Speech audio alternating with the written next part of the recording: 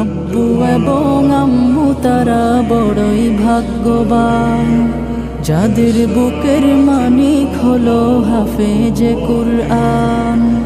আব্বু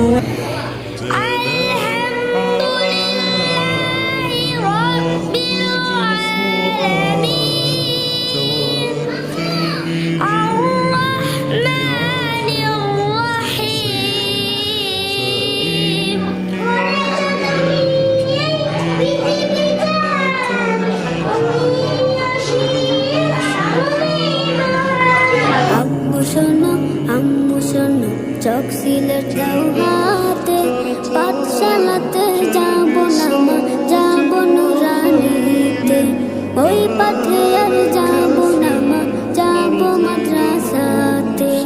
আব্বু শোনো একজন পিতামাতা যখন তার সন্তান সুসন্তান হয়, এটার দ্বারা তার অন্তরের মধ্যে যে প্রশান্তি লাভ করে, পৃথিবীর অনেক প্রাচুর্যতা দ্বারা এই প্রশান্তি সে লাভ করতে পারে না।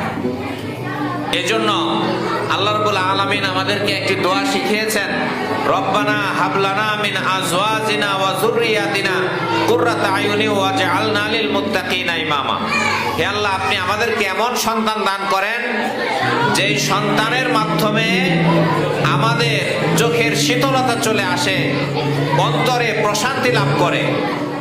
তাহলে আমাদের এই সন্তান যদি মাদ্রাসায় পড়ে এবং দ্বীনি ইলম শিক্ষা গ্রহণ করে, তাহলে সে ঘরে প্রবেশ করে সালাম দিবে, আসসালামু আলাইকুম ওয়া রাহমাতুল্লাহ, এবং সে তার পিতামাতাকে সন্তুষ্ট করার জন্য সর্বোচ্চ চেষ্টা করবে।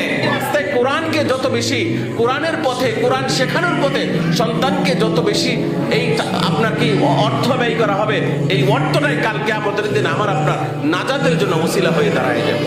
এই জন্য মোহতারাম হাজিরিন, আমরা হিমন হলে মন্যতায় ভুগবো না। সন্তানকে মাদ্রাসা দিয়েছি তো আমি উত্তম সিদ্ধান্ত নিয়েছি। আমরা চেষ্টা করব আমার পাড়া প্রতিবেশী, বান্ধবী, আত্মীয় স্বজন যারা আছে তাদের সন্তানদের জন্য কোরআনমুখী করা হয়। আজকে কোরআনের শিক্ষা যত বেশি দূরে যাবে, নাস্তিক্যবাদী তত বেশি ছড়াবে, তত বেশি আমাদের এই দেশ ইসলামের পরিপূর্ণ দেশ, 90% মুসলমানি দেশ, তত বেশি আপনার ইসলাম থেকে মানুষ দূরে সরে যাবে।